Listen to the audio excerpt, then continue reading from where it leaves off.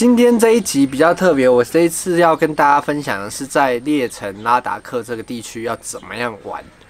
如果你还没看过列城系列的话，在底下说明栏可以去看一下，非常精彩。简单说一下列城好了，列城是拉达克地区的首府，那它的本身的海拔高度高达3500公尺，所以怎么样到达呢？如果搭飞机最方便的话，台湾人的话就是到德里去转机。从德里到列城的机票大概在台币2500左右到3000，大概算是一个正常的价位。我是去之前几天买的，大概也是这个价钱。我不知道如果说你提早买会不会有优惠。那比较好玩的是，他们的不管是 SpiceJet 或是 Indigo 这些公司都会有学生的票。那学生票的话呢，是可以有一些 discount， 而且行李啊，从15公斤会加10公斤，所以福利还算蛮多的。而且用国际学生证也 OK， 我自己去试过了。不一定要从列城飞，我记得孟买或是从克什米尔的斯利那加都有班机直飞。不过这些就要请大家再自己去查。方法就是你也可以选择背包客省钱大法，搭巴士。可是呢，从德里到列城中间通常会在马拉里这个地方过夜，所以总共耗时大概要2天1夜。价格其实我有点忘记了，大家可以再查一下，会比飞机票便宜不少。不过我觉得搭这段飞机也蛮值得的，尤其是很重要的时候要讲3次，要选靠窗的位置，选靠窗的位置，选靠窗的位置。因为我就是没有选到靠窗的位置，所以那时候整个非常漂亮的这个喜马拉雅山的美景就没有拍到很好看，请大家一定要务必要先划位。多花一点钱都好，先画靠窗的位置。第一天建议大家就是多休息、多喝水，因为其实3500公尺是有可能发生高山症的。也建议大家在行前的1到2天就开始吃丹木斯 Diamox， 这样可以预防高山症发生的机会。那列城的住宿选择其实也很多，有 hostel、有 guest house、homestay、hotel 等等的。对游客来说的市中心大概就是那个主要的一个 L 型的一个大街，算是有重新整建装潢过。那路上有非常多的咖啡厅啊、旅行社等等的，所以所有你的生活机能都可以在那边找到。那我的建议是，你距离主要街道那个 L 型主要街道越近越好，因为几乎所有的餐厅什么也都是在那附近对，所以这是第一件事情。那第一天抵达之后呢，就先休息。接下来我会建议，如果要在列城附近玩的话呢，可以租机车或是重机。机车的价位啊，通常他们的标准价是800，不过其实这些都是可以杀的。像我租到的是1天600，不含油钱。油钱的话，大概你把它想成跟台湾差不多就 OK 了。不过他们的小机车速可达比台湾的弱很多，所以上坡的路段啊，其实你吹下去大概最多大概20-30了，这个部分大家要自己注意。列城附近的景点大部分用速可达都 OK， 没什么问题，都是有铺过的路。但是如果你要再到更远的班公错啊、Nubra， 那就非常不建议用速可达，建议一定要租重机。重机的价位当然也是要分 CC 数，是印度公司或是外国公司。我听到的价位大概在1000到1500、2000左右，这个价位1天，大家可以自己再去衡量。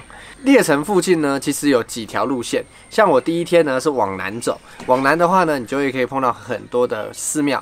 第一个呢，就像是 Shea Palace、Tixi Monastery， 或是甚至到更南边一大堆宫塔，然后 Hemis Monastery 等等的这些佛寺，你都可以在1天之内轻轻松松用自己的速度脚步去玩。所以我觉得机车是蛮方便的。另外呢，往西边走的话呢，往克什米尔的方向走。那其实你如果有1整天的时间，你可以试试看，至少到 Magnetic Hill 是没问题的。然后路上呢，也有一个锡克教的他们的圣地，你可以去那边免费的吃午餐、喝茶。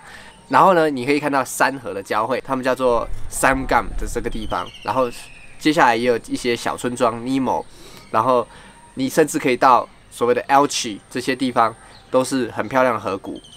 如果你更猛一点，你可以再跑到一个非常漂亮的佛寺，叫做 Lama Yuru， 在那边有一个类似月世界的感觉，像月球表面的感觉的地形，然后它的那个佛寺就盖在正上面。我很可惜，因为我租机车的前一天呢，手机掉了，所以我花了大概半天或整天的时间去找，所以我是下午4点才从列城离开，所以我就只到了 Magnetic Hill。但我相信，如果你一整天的话，其实你可以到 Lama Yuru 是没有问题的。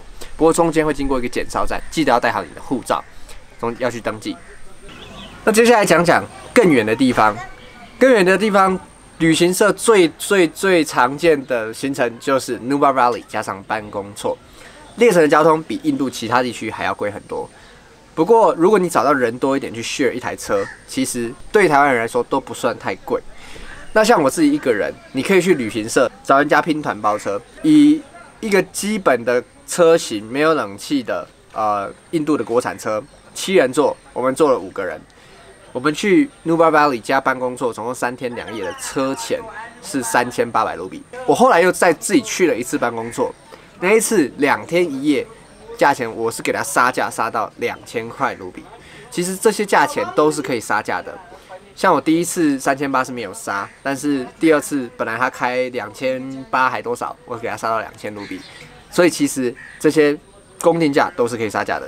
以这样的价钱，其实我觉得还算 OK， 因为其实大家可以知道，租机车价格加上油钱，其实也差不多是这个价位了。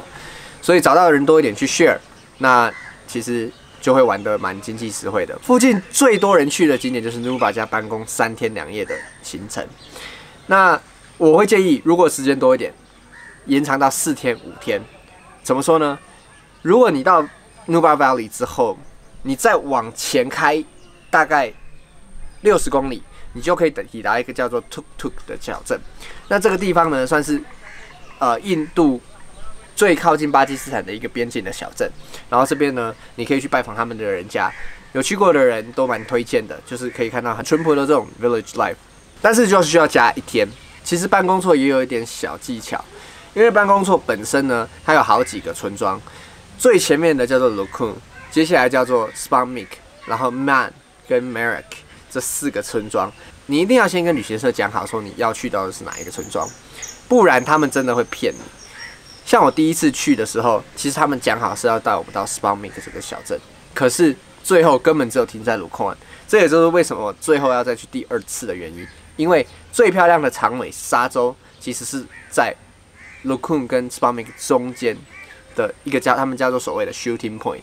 这件事情，请大家务必要注意。不要犯了跟我一样的错，所以我后来又再花了2天2000卢比的时间再去。除了这些之外呢，南边的 Chomolili Chowk 也非常多人推荐，说这个地方比班公错更少人去，更清幽，然后更漂亮，所以这个地方我觉得也可以推荐给大家去。那附近呢还有非常非常多的景点，都是可以跟旅行社去谈要怎么去，然后包车，价位都有公定价，但是都可以杀价。如果要到比较远的地方，像是 Nubra、班公、Chomolili 湖这些地方都是需要许可证。那这个 permit 第一次办的价格大概是600，第2次再续办其他地方的话，你大概就只要付100-200就好了。但是比较重要的是，你必须要在提前1天先把你的护照交给旅行社，让他们去办。所以记得你没有办法在当天就出发，你必须要先办许可证。然后隔天才有办法出发，通常是在4点他们关门之前。如果碰到礼拜天休息的话，时间可能会更早，大家记得要注意这一点。另外呢，这些参加的团都不包含住宿，不过也不用担心，住宿通常不会太贵。像我们去 Nubar Valley 也是大概1个人就是400-500卢比一个床位。那如果你是到班公错，你不要选择太高级的这种帐篷的话，一般的基本的小木屋，其实距离办公错也不会太远，5到10分钟的步行的距离，大概也是400-500块卢比就可以搞定了。不过这边呢，通常随着高度越高呢，它的价格就会越高。所以像是这种瓶装水，如果是1公升的水，在平地卖20卢比，到办公错就变40卢比。所以大家可以先买好水，跟先买好一些干粮、饼干，过去会比较省一点。在路上呢，很常吃的就是他们的泡面，叫做 Maggi。Maggi 的话，他们通常都是有点微辣带咖喱的那种 masala 的味道。那一包正常来说买是10卢比，他帮你做通常是30卢比。那如果到办公错，可能就变成60卢比等等的这样子的价位，大家心里大概稍微有个底。正常吃一餐的话，大概是100到150卢比，算是正常的价位。然后呢，我之后呢有机会我会再跟大家介绍在列城哪些好吃的餐厅，然后哪里可以 chill out。有机会我再用另外一集跟大家说，这一集简单的跟大家分享一下在列城旅游的攻略。你如果问我说总共大概要待多久的话，我觉得抓个1个礼拜到10天会是一个蛮舒服的日子，你可以待在列城耍废。如果赶一点的话，办公做 Nubra 3天2夜，加上列城附近2天，休息1天，大概是6到7天是 OK 的。但如果你想玩的更深入一点，我建议玩10天、14天都可以，因为旁边呢还有很多的山可以去 tracking。那今天就简单分享到这边，如果有任何问题，记得底下留言、订阅、分享、按赞、小铃铛开起来。那我们就下一次见，拜拜。Like, share, subscribe, and comment this YouTube channel. Bye.